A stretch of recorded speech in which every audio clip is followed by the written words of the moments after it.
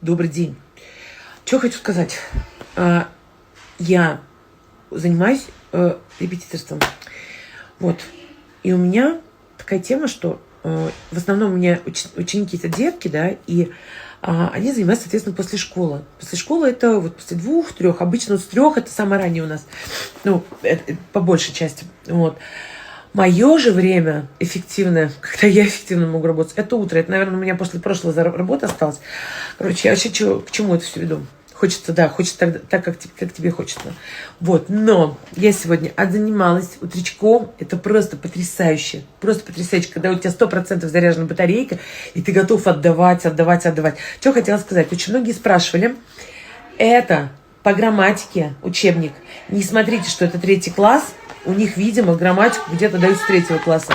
Это тренажер по чтению для репетиторов и в целом для самостоятельного изучения. Супер учебники.